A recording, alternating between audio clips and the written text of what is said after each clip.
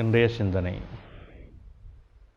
எங்களுடைய வாழ்வியலிலே நாங்கள் எல்லோரும் தர்ம சிந்தனையை உள்வாங்கிக் கொள்வது மிக முக்கியமானதாகும்.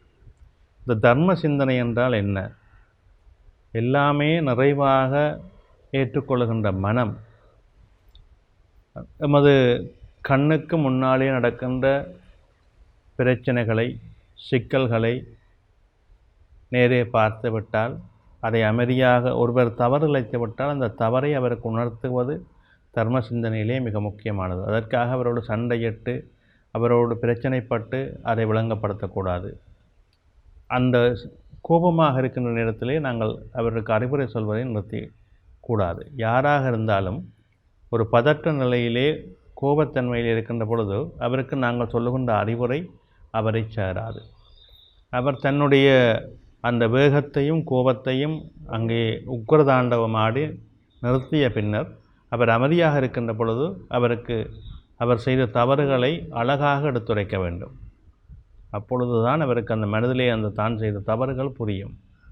எனவே ஒருவர் பதட்டப்படுகின்ற நேரத்தில் நாங்களும் பதட்டப்பட்டு பதில் சொல்லி கொண்டிருந்தால் அந்த ரெண்டு பேருக்கும் இடையான அந்த முருகல் நிலைகள் இன்னும் அதிகமாகவே தவிர அது சுமூகமாக மாறாது.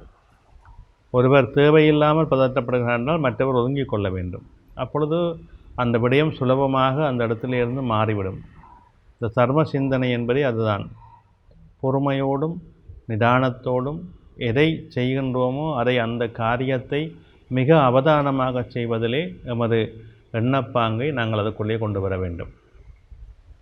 அதற்கான நெறிமுறைகள், வழிமுறைகள் நமது வாழ்வியல் நடைமுறையிலே தான் இருக்கின்றன. நாங்கள் எல்லோரும் அதை பின்பற்றி கொள்ள வேண்டும். அந்த நடைமுறை என்றால் எங்களுக்குள்ளே இருக்கின்ற அமைதி, எங்களுக்குள்ளே இருக்கின்ற பொறுமை, எங்களுக்குள்ளே இருக்கின்ற சாத்வீக குணங்கள், நல்லனவற்றை மட்டும் சிந்தித்து நல்லதை மட்டும் செய்கின்ற அந்த நற்குணங்களை எல்லாம் நாங்கள் எங்களுக்குள்ளே வளர்த்தி கொள்ள வேண்டும், வரவேற்று கொள்ள வேண்டும், அதை நடைமுறைப்படுத்தி கொள்ள வேண்டும். அப்படி செய்கின்ற பொழுது பல பிரச்சனைகளுக்கு நாங்கள் இயல்பாக நல்ல முற்றுப்புள்ளிகளை இட்டுக்கொள்ளலாம்.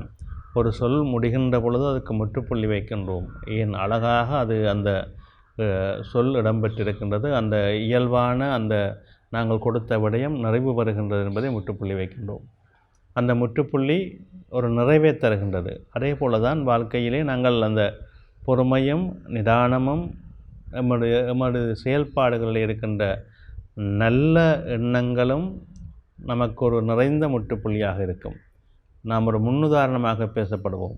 அவர் எப்பொழுதுமே இப்படித்தான் செய்வார், மற்றவரோடு சண்டையிட மாட்டார், மிக அழகாக ஆறுதல் கூறுவார், மிக அழகாக தன்னுடைய நடைமுறைகளை மேற்கொள்ளுவார் என்கின்ற ஒரு பேச்சு சமூகத்திலே நமக்கு ஏற்படுத்திவிடும்.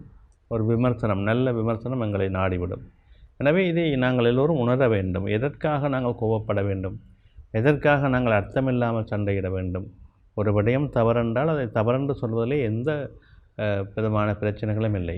அவர் தவறு செய்தவர் அதை ஏற்றுக்கொண்டு அதை மாற்றிக்கொள்வது அவருடைய இயல்பாக இருந்தால் அது இன்னும் சுலபமாக முடிந்துவிடும். தாம் செய்வது தவறு என்று தெரிந்தும் அதற்கு வாக்குவாதம் தர்க்கம் செய்கின்றவர்களோடு பேசிய பிரயோசனமில்லை. அதற்காக தவறை அவர் செய்வது சரியென்று நீங்கள் விட்டுவிடக்கூடாது. அவர் எதையும் செய்யட்டும், ஆனால் செய்வது தவறு என்பது அவருக்கு தெரிய வேண்டும். அதை சுட்டி காட்டுவது நல்ல உள்ளம் படைத்தவர்களுடைய கடமை. அது எந்த விடயமாக இருந்தாலும் சரி, அதை நாம் ஒவ்வொருவரும் மனதிலே கொண்டு செயல்பட வேண்டும். தர்ம சிந்தனை என்பது இதுதான். நல்லனவற்றை தெளிவுபடுத்த வேண்டியது நமது கடமை. செய்கின்றவர் அவருடைய ஊழ்வினைக்கு அதை அனுபவிக்க வேண்டும் என்றால் அதற்கு நாங்கள் பொறுப்பு அல்ல. எனவே நாங்கள் அதை ஒரு தவறை பார்த்து கொண்டு போனால் அந்த சமூகம், அதை சார்ந்தவர்கள் எல்லோரும் அதை தவறு இல்லை என்று எடுத்து விடுவார்கள். தவறானவற்றை தவறு என்று சொல்வது ஒரு மனிதனுடைய, நல்ல மனிதனுடைய கடமையாக அமைகின்றது. அந்த தர்ம சிந்தனையை உள்வாங்குகின்ற மனிதன் அதை செய்து கொண்டே இருக்க வேண்டும். மற்றவர்களை பற்றி சிந்திக்கக்கூடாது. தவறை தவறென்று சொல்வதிலே எந்த விதமான பயமோ எந்த விதமான பதட்டமோ இருக்கக்கூடாது. அவர்கள் அதை எப்படி செய்தாலும் அது அதற்குரிய பலன் அவர்கள் அனுபவித்துக் கொள்வார்கள். எங்கள் கண்முன்னே அதை நாங்கள் நிதர்சனப்படுத்திக் கொள்வது மிக நல்லது. நன்றி.